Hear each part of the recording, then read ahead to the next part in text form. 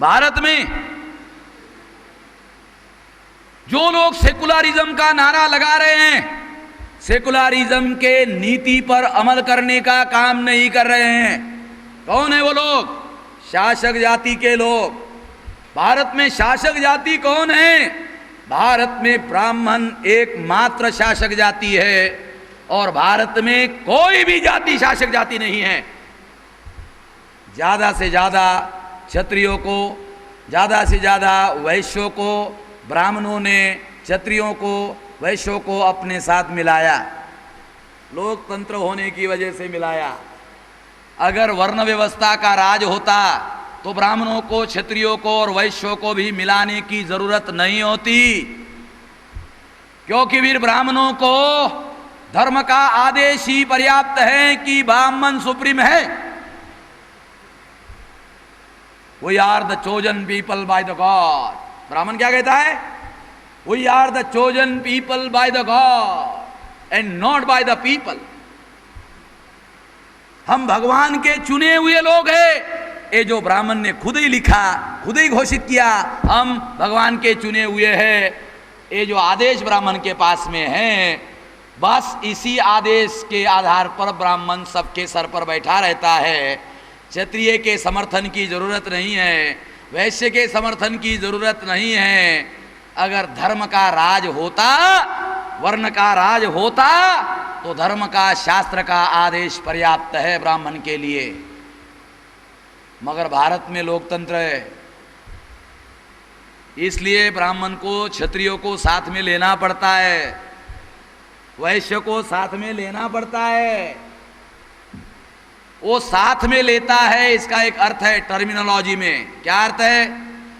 क्षत्रिय अगर शासक है तो दुय्यम है, वैश्य अगर शासक है तो दुय्यम है। अंग्रेजी में इसको कहते हैं सेकेंडरी। मुख्य शासक ब्राह्मण है।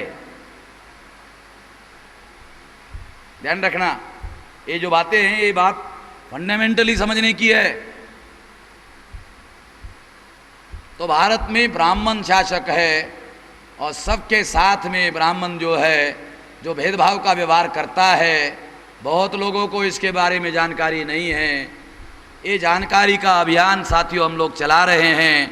भारत में शासक जाति के लोग सेकुलरिज्म के नीति पर अमल नहीं करते हैं। वो केवल सेकुलरिज्म का ढोल समझते हो ना? ढोल पीटते रहते हैं, आवाज निकालते रहते हैं, जोर जोर से आवाज निकालते हैं। ये जो सेकुलरिज्म का स्लोगन है, बहुत सी बातें हैं, मगर समय हो गया इसलिए एक उदाहरण देकर इसको समाप्त कर देता हूं। सेकुलरिज्म का स्लोगन 81 के बाद में ज्यादा बड़े पैमाने पर दिया गया। देखो 77 में कांग्रेस का राज भारत में खत्म हो गया। 77 में कांग्रेस का राज खत्म हो गया, इंदिरा गांधी को सत्ता के बाहर कर दिया गया। 81 में इंदिरा गांधी आई। इंदिरा गांधी आते ही राम जन्मभूमि और बाबरी मस्जिद का मामला खड़ा हो गया, क्योंकि मंडल कमीशन के मामले को दबाने के लिए कांग्रेस ने और आरएसएस ने मिलकर राम जन्मभूमि और बाबरी मस्जिद का मामला दोनों ने मिलकर खड़ा किया। कांग्रेस बीजेपी ने मिलकर खड़ा किया ताकि मंडल कमीशन को दबाया जा सके। उस समय कांग्रेस ने सेकुलरिज्म का नारा ज्यादा जोर जोर से लगाया, ज्यादा जोर जोर से चिल्लाया। 81 के पहले का रिकॉर्ड है कि भारत के संसद में 41 मेंबर पार्लियामेंट मुसलमानों के चुनकर गए थे।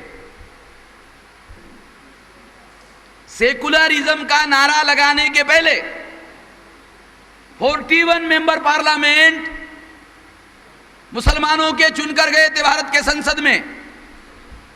जब से सेकुलरिज्म का नारा लगा, तब से मुसलमानों का जो परसेंटेज ऑफ रिप्रेजेंटेशन जो है, ये ऊपर जाना चाहिए था। जब नारा स्लोगन का है तो ये रिप्रेजेंटेशन बढ़ना चाहिए था। कम से कम कहाँ बढ़ना, कितना बढ़ना चाहिए था?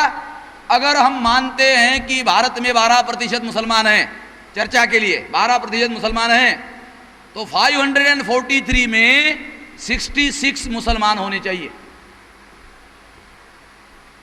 कितने पहुंच गए थे? 41 सेकुलरिज्म का नारा देने के पहले।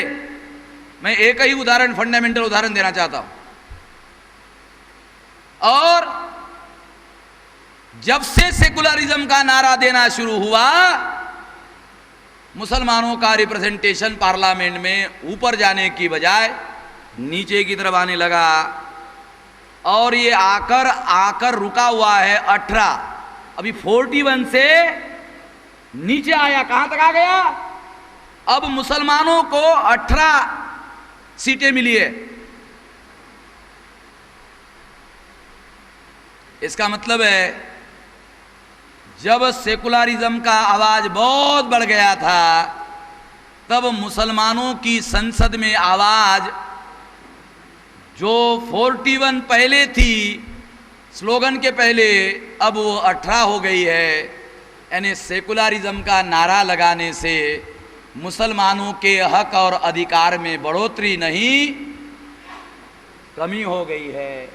इसका मतलब है कि मुसलमानों के साथ सेकुलरिज्म का नारा देकर धोखाधड़ी करने का एक षड्यंत्रकारी अभियान चलाया जा रहा है। मुसलमानों को यह समझने की जरूरत है।